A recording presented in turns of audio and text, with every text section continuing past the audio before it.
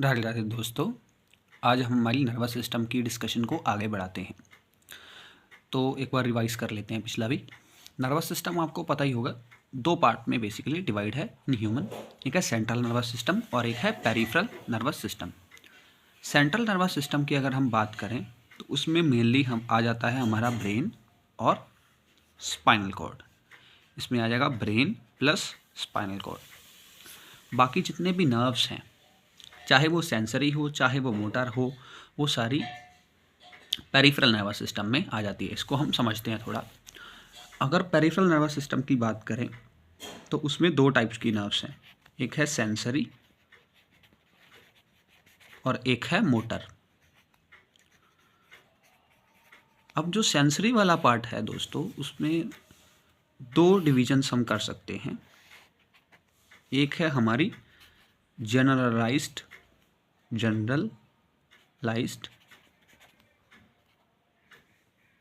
Senses और एक है स्पेशल सेंसेस।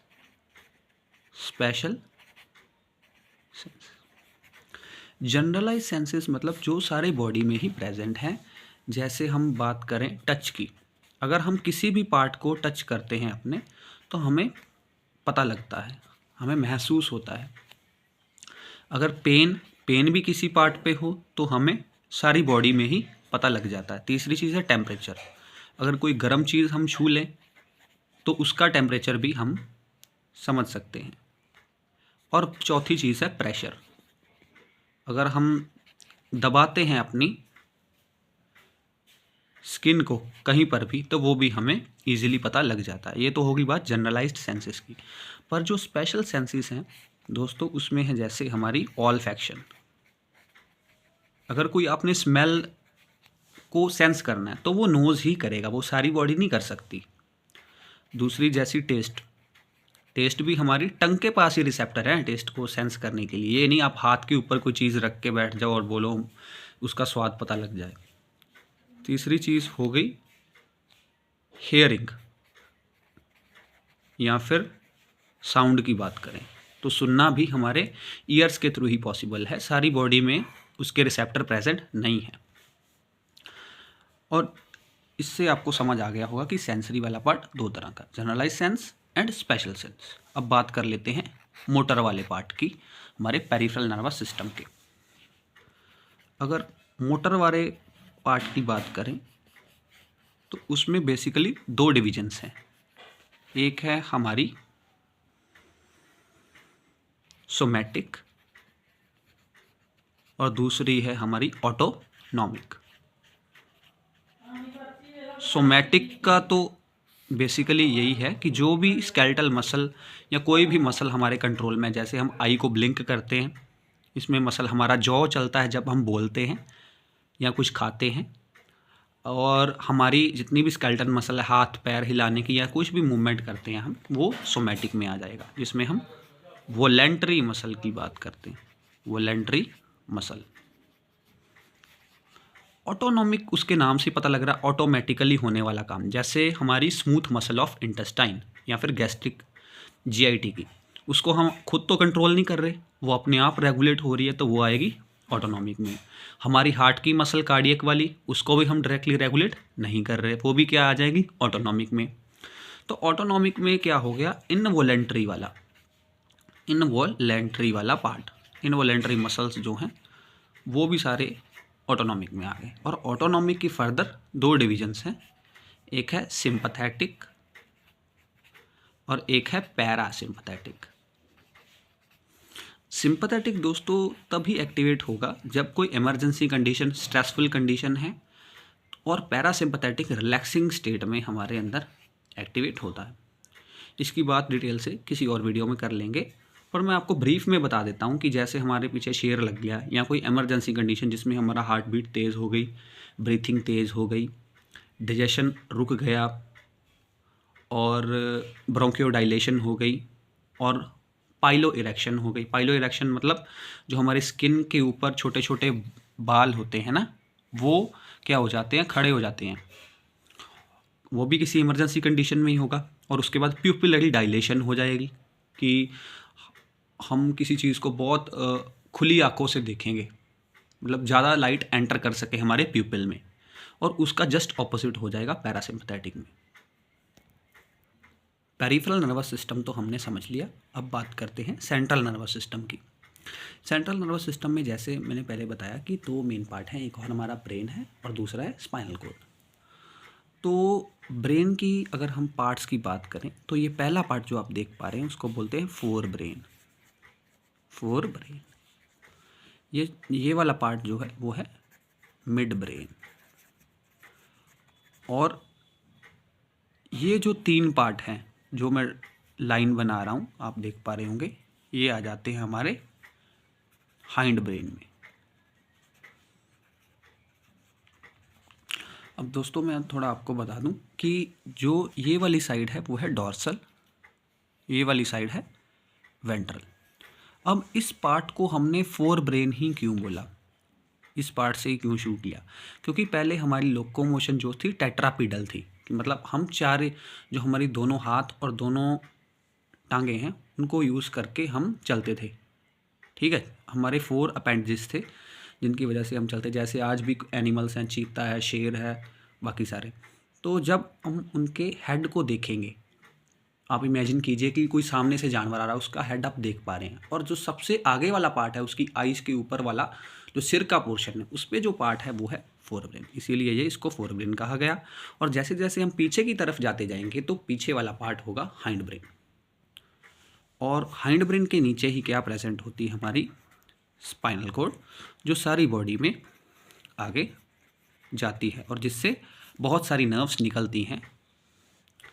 और ये जो साइड में हम बात कर लेते हैं अब हाइंड ब्रेन की। हाइंड ब्रेन जो ये साइड में है ये है सेरी बेलम, सेरी बेलम, और मिड ब्रेन, और ये दो पार्ट जो हैं इसको बोलते हैं बोन्स और इसको बोलते हैं मेडुला ओब्लंगाटा। अब आपको कोई क्वेश्चन पूछे, dash is a bridge which is connecting the mid brain to the little brain. पहली बात तो आपको पता होना चाहिए कि लिटल ब्रेन क्या है, मैं आपको याद करवा देता हूँ। जो है हमारा फोर ब्रेन, उसका मेजर पार्ट होता है सेरिब्रम, सेरिब्रम, और जो ये साइड वाला हमने देखा वो उसमें सेरिबेलम। एल किस में आ रहा है, इसमें आ रहा है, सेरिब्रम में तो कहीं एल आ नहीं रहा, तो एल का मतलब लिटल ब्रेन। जो हमारा सेरिबेलम है उसको ही लिटल ब्रेन कहा जाता है। और क्वेश्चन क्या था, कौन सा ब्रिज है या कौन सा पार्ट है जो कनेक्ट कर रहा है मेन ब्रेन को लिटल ब्रेन से। तो मेन ब्रेन तो ये वाला हो गया, लिटल ब्रेन ये हो गया, इसको कनेक्ट कौन कर रहा है, पोन्स। होप आपको समझ आ गया होगा। हमारा नेक्स्ट क्वेश्चन है, name the fibre connecting right and left hemisphere. अगर हम हमारे सेरिब्रम वाले पार्ट की बात करें, जो मेजर रीज़न है हमारे सोचने समझने की शक्ति के लिए, मेमोरी के लिए, रीजनिंग के लिए और बाकी फंक्शंस के लिए, उनको दो पार्ट्स में डिवाइड किया गया, राइट हेमिस्फीयर और एक दूसरा है लेफ्ट हेमिस्फीयर। और इन दोनों का आपस में कनेक्शन होता है, वो फाइबर्स का कुछ नाम होता है जिसको हम बोलते हैं कॉर्पस कैलोसम। आपने नाम सुना ही हो शायद, कॉर्पस कैलोसम, जो क्या करता है, राइट ब्रेन को लेफ्ट ब्रेन से जुड़ने में मदद प्रदान करता है। अगला क्वेश्चन है, not a part of brain stem. मतलब आपने ब्रेन के बेसिक पार्ट्स तो देख लिए, बट ब्रेन स्टेम का कौन सा पार्ट नहीं है, ये वेरियस एग्जामिनेशन में पूछा गया क्वेश्चन है।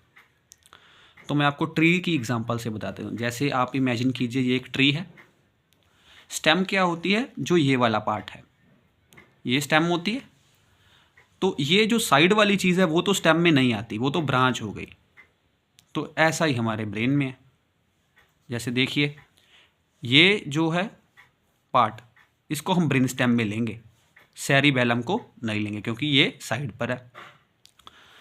तो हम क्या बोलेंगे, cerebellum, cerebellum is not a part of brain stem. Brain stem में आता कौन कौन है, फिर ये भी बात कर लेते हैं। ब्रेन स्टेम में एक तो हमारा आ गया मिड ब्रेन, एक आ गया हमारा पोन्स, और एक आ गया मेडुला ओब्लंगाटा। ये 3 पार्ट जो होते हैं हमारी ब्रेन स्टेम के होते हैं। होप आपको समझ आ गया होगा। आगे बात कर लेते हैं हम मिड ब्रेन की। मिड ब्रेन वो पार्ट है जो फोर ब्रेन और हाइंड ब्रेन के बीच में प्रेजेंट है और इन दोनों पार्ट को कनेक्ट भी करता है। मिड ब्रेन में इंपॉर्टेंट चीज़ें 2 हैं। एक तो है corpora quadri जेमिना। Corpora quadri जेमिना। Corpora quadri जेमिना। Quad का मतलब होता है 4, मतलब 4 स्वेलिंग्स होती हैं जो प्रेजेंट होती है मिड ब्रेन में। 2 तो ऊपर होती हैं और 2 होती हैं नीचे। जो तो ऊपर वाली हैं उसको बोलेंगे सुपीरियर, सुपीरियर कॉलिकुलाई, सुपीरियर कॉलिकुलाई। और जो नीचे वाली 2 हैं उनको बोलेंगे इन्फीरियर कॉलिकुलाई, इन्फीरियर कॉलिकुलाई। अब सुपीरियर किस पार्ट के लिए इन्वॉल्व है, किस चीज़ के लिए इन्वॉल्व है, और इन्फीरियर किस लिए? ये बहुत सिंपल है। जब भी आप किसी को देखते हैं तो सबसे पहले हमारी अटेंशन जाती है किसी की आइज़ की तरफ, उसके बाद हम बाकी चीज़ें की तरफ देखते हैं। जब भी किसी को ऑब्जर्व करते हैं हमारी फर्स्ट प्रायोरिटी क्या है? आइज़। तो सुपीरियर में क्या आ जाएगा? विज़न, जो हमारी देखने की शक्ति के लिए सहायक है। और जो इन्फीरियर कॉलिकुलाई है वो ऑडिटरी, ऑडिटरी मीन्स सुनने की शक्ति के लिए रिस्पॉन्सिबल है। ये तो मिड ब्रेन का एक चीज़ की बात होगी, कॉर्पोरा क्वाड्री जेमिना। दूसरी होती है सेरिब्रल एक्वीडक्ट, सेरिब्रल एक्वीडक्ट।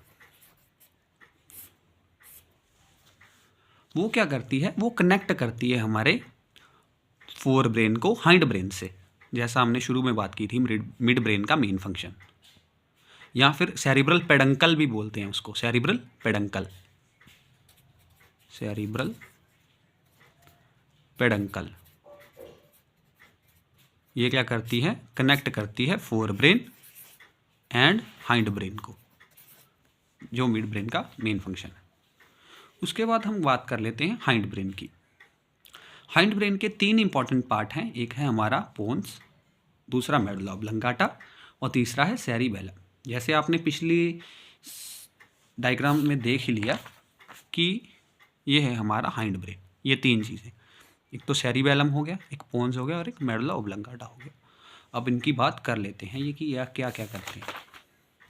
जो हमारा पोन्स है, पी से पोन्स है और पी से है नीमोटॉक्सिक सेंटर, नीमोटैक्सिक सेंटर। ये सेंटर क्या है? हमारी ब्रीथिंग को रेगुलेट करता है, हमारी सांस को रेगुलेट करता है। और जो मेडुला है उसमें भी रेस्पिरेटरी रिदम सेंटर प्रेजेंट होते हैं, रेस्पिरेटरी रिदम सेंटर। और इसके और भी कई फंक्शंस हैं, जैसे वेरियस रिफ्लेक्सेस जो हमारे कंट्रोल में नहीं, जैसे वॉमिटिंग हो गया, हमारा हार्ट की फंक्शनिंग कार्डियोवैस्कुलर होगी, हमारी जीआईटी की फंक्शनिंग, वो सारी भी इसमें ही है। मतलब वेरियस रिफ्लेक्सेस, वेरियस रिफ्लेक्सेस जिसमें कार्डियोवैस्कुलर, ब्रीथिंग या फिर रेस्पिरेशन, वॉमिटिंग, वो सारे सेंटर भी मेडुला पर होते हैं। तीसरा क्या? सेरिबेलम। सेरिबेलम जिसको हम छोटा दिमाग, लिटिल ब्रेन भी बोल रहे थे, वो क्या करता है? हमारे बैलेंस में मदद करता है, कोऑर्डिनेशन में मदद करता है कि हम सेंस कर लेते हैं कि कैसे हमारा बॉडी का पोस्चर होगा, कैसे हमने चलना है। हम एक पैर उठाने के बाद ही दूसरा धरती पे रखते हैं, ऐसे नहीं कि हम दोनों पैर ही धरती से उठा लेते हैं। उस चीज़ के रिस्पॉन्सिबल कौन है? सेरिबेलम है। और अल्कोहल पीने के बाद ड्राइव नहीं करना चाहिए, ये भी आपने बोर्ड लगे देखे ही होंगे सड़कों पर, या गवर्नमेंट की वेरियस रेगुलेटरी बॉडीज़ भी बोलते हैं कि कभी भी ऐसा काम मत करो, क्योंकि अल्कोहल लेने के बाद जो सेरिबेलम वाला पार्ट है वो सही तरीके से काम नहीं कर पाता, और जिससे हमारा बैलेंस और कोऑर्डिनेशन बिगड़ता है और एक्सीडेंट होने के चांस इंक्रीज़ हो जाते हैं। अब जैसे हमने बात की कि हमारा जो पोन्स और मेडुला वाला पार्ट है वो दोनों ही रेस्पिरेशन को या ब्रीथिंग को कंट्रोल करने में कहीं ना कहीं रिस्पॉन्सिबल है। अब इन दोनों पार्ट के वर्किंग के डिफरेंस के बारे में बात कर लेते हैं, पर्टिकुलरली रेस्पिरेशन या ब्रीथिंग के लिए। जो मेडुला ऑब्लंगाटा है उसमें इंस्पिरेटरी रिदम सेंटर प्रेजेंट होता है और एक्सपिरेटरी रिदम सेंटर भी प्रेजेंट होता है, जो ब्रीथिंग को इंड्यूस कराता है। मतलब शुरुआत जो हमारे सांस लेने की है वो मेडुला ऑब्लंगाटा से ही होगी, पर उसको रेगुलेट करने के लिए कौन आ जाता है? पोन्स का न्यूमोटैक्सिक सेंटर। न्यूमोटैक्सिक सेंटर ये क्या करता है कि अब एक बेसिक क्वेश्चन है, कोई बलून है उसमें हम हवा भर रहे हैं, उसकी एक लिमिट है, क्योंकि उस लिमिट के बाद बलून फट जाएगा। ऐसे ही हमारी एल्वोलाइज हैं, उनमें भी एक अमाउंट तक ही ऑक्सीजन को भरा जा सकता है। और हमारी एल्वोलाई को कैसे पता लगेगा कि बस इतनी ऑक्सीजन ही रिक्वायर है, उसके बाद फट सकती हैं एल्वोलाइज? वो रेगुलेट करता है पोन्स। पोन्स क्या करता है? ये इंस्पिरेशन को रोक देता है, इंस्पिरेशन को स्टॉप करा देता है जब सफिशिएंट अमाउंट ऑफ हवा ऑक्सीजन हमारे लंग्स तक पहुंच गई है। और एक अगर हमने समझने के लिए ऐसा कह सकते हैं कि ये इंजन है मेडुला ऑब्लंगाटा का, इंस्पिरेटरी रिदम सेंटर और एक्सपिरेटरी रिदम सेंटर, और ये है गियर बॉक्स। अब किसी भी गाड़ी को चलने के लिए सबसे पहले तो इंजन का होना सही है, इंजन सही हालत में होना चाहिए और वो स्टार्ट होना चाहिए, और इंजन को कंट्रोल करने के लिए फर्दर गियर बॉक्स आ जाता है। ठीक है, उसी तरह ब्रीथिंग को शुरुआत करने के लिए ये दो सेंटर हैं मेडुला ऑब्लंगाटा वाले, और उसको फर्दर रेगुलेट करने के लिए फिर कौन आ गया? पोन्स। मतलब अगर एक्सरसाइज भी हम कर रहे हैं उस कंडीशन में भी क्या है कि ऑक्सीजन की रिक्वायरमेंट बढ़ जाती है, तो हमारी सांस जो है वो छोटी सांस हो जाती है, मतलब लॉन्ग ब्रीथ नहीं करते हम, क्योंकि कार्बन डाइऑक्साइड को रिमूव करना है। उस चीज़ के लिए भी ये दोनों सेंटर ही रिस्पॉन्सिबल हैं। अब बात कर लेते हैं position of grey and white matter के बारे में। ग्रे मैटर और वाइट मैटर वर्ड्स आपने नर्वस सिस्टम की स्टडी में कई बार सुने होंगे। ग्रे कलर इसीलिए आता है कि जो हमारे सेल बॉडी हैं या डेंड्राइट्स हैं उसमें निसल ग्रेन्यूल्स प्रेजेंट होते हैं जिनका कलर ग्रे होता है। और वाइट कलर आता है जो माइलिन शीट प्रेजेंट होती है हमारे एक्सॉन के ऊपर। तो बेसिकली हमारे न्यूरॉन के दो पार्ट हैं, एक तो जो शुरुआत वाला पार्ट है जिसमें डेंड्राइट और सेल बॉडी आ रही है, और एक जो पीछे वाला पार्ट है जो क्या है? एक्सॉन है। ये वाला पार्ट तो एक्सॉन है, आपको पता ही है। और ये शुरू वाला पार्ट जो है जिसमें निसल ग्रेन्यूल्स प्रेजेंट हैं वो ग्रे कलर इम्पार्ट करेंगे।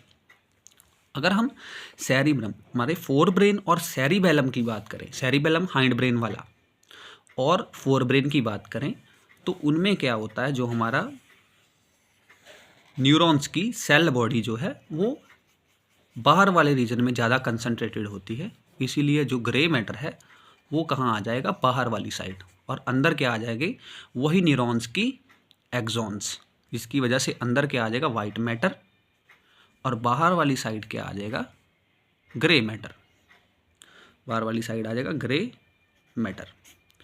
पर इसका जस्ट ऑपोजिट होता है ब्रेन स्टेम और स्पाइनल कॉर्ड में। ब्रेन स्टेम हमने बोली थी मिड ब्रेन और हाइंड ब्रेन माइनस सेरिबेलम, और स्पाइनल कॉर्ड उसमें क्या होता है? जो हमारे सेल बॉडी वाला रीजन है वो सेंटर में लोकेटेड होता है, जिसकी वजह से ग्रे कलर अंदर वाली साइड चला जाएगा। और जो ये वाली आप बाहर वाली चीज़ देख रहे हैं इसमें एक्सॉन्स प्रेजेंट होता है, जिसकी वजह से वाइट कलर इम्पार्ट हो रहा है। तो यहाँ पर क्या होगा? यहाँ पर अंदर वाले रीजन में आ जाएगा ग्रे मैटर और बाहर क्या आ जाएगा? White matter. होप आपको इतना समझ आ गया होगा। अब बात कर लेते हैं फोर ब्रेन की। फोर ब्रेन जो हमारा मेजर पार्ट है ब्रेन का, जो रिस्पॉन्सिबल है हमारी मेमोरी के लिए, रीजनिंग के लिए, टेम्परेचर कंट्रोल के लिए और भी वेरियस फंक्शन है। इसमें मेजरली हम दो पार्ट कवर करते हैं, एक है सेरिब्रम और दूसरा होता है डायनसेफलॉन। डायनसेफलॉन।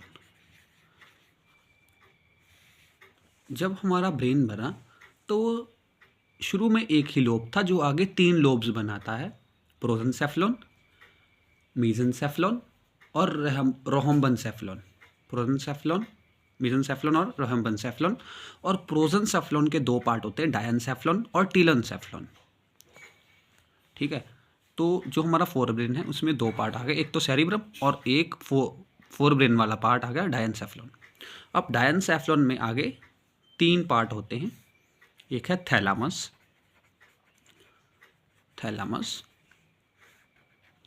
एक है हमारा एपिथैलामस और एक है हाइपोथैलामस।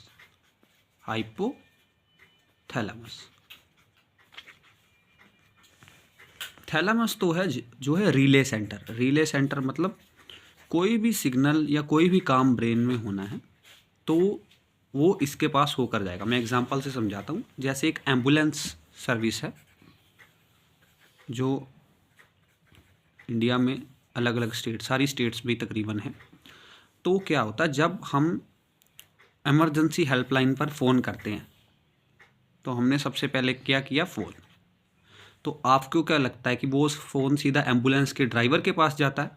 नहीं, वो फ़ोन जाता है पहले उनके सर्विस सेंटर पर, जो जहाँ पर सेटअप बनाया होता है एम्बुलेंस की कंपनी ने। कंप्यूटर्स लगे हुए होते हैं जो इंफॉर्मेशन को रिकॉर्ड करते हैं, और वो आगे क्या करते हैं, जो एम्बुलेंस वैन है उन तक आगे मैसेज पहुंचाते हैं कि उस एरिया में पर्टिकुलरली कौन सी वैन अवेलेबल है जो पेशेंट के पास पहुंच सकती है। और इसमें हमारा सर्विस सेंटर क्या है, थैलामस। कि कोई भी पीछे से सिग्नल आया वो पहले यहाँ पर जाएगा, फिर जाके आगे काम होगा। पीछे से कोई सेंस आई, सेंसरी इम्पल्स आया, वो थैलामस के पास गया और थैलामस ने आगे फिर मोटर रिस्पॉन्स जो है पैदा किया। आप समझ गए होंगे इस एग्जांपल की मदद से। तो बेसिक जी बात है कि जो एपी शब्द होता है वो ऊपर के लिए रिप्रेजेंट किया जाता है। जैसे ये है थैलामस, जो थैलामस के ऊपर है उसको बोलेंगे एपीथैलामस, और जो थैलामस के नीचे होता है उसके लिए हाइपो शब्द यूज होता है, नीचे। तो नीचे के लिए हो गया हाइपोथैलामस। ये है हमारा थैलामस, इसके ऊपर एपीथैलामस और नीचे हाइपोथैलामस। एपीथैलामस क्या है दोस्तों, पीनल ग्लैंड, आपने नाम तो सुना ही होगा, जो हमारी सर्कैडियन रिदम को कंट्रोल करता है, स्लीप वेक साइकिल के लिए, जो हमारी इंटरनल क्लॉक कही जाती है, वो उसके लिए रेगुलेट। और जो हाइपोथैलामस है उसमें अलग अलग सेंटर्स प्रेजेंट होते हैं, जैसे हमारा टेम्परेचर, हंगर सेंटर और हमारा थ्रस्ट सेंटर, ये सारे हाइपोथैलामस में प्रेजेंट होते हैं। होप आपको यहाँ तक की डिस्कशन समझ आ गई होगी। अगली डिस्कशन हम नेक्स्ट वीडियो में करेंगे। Thank you and have a nice day.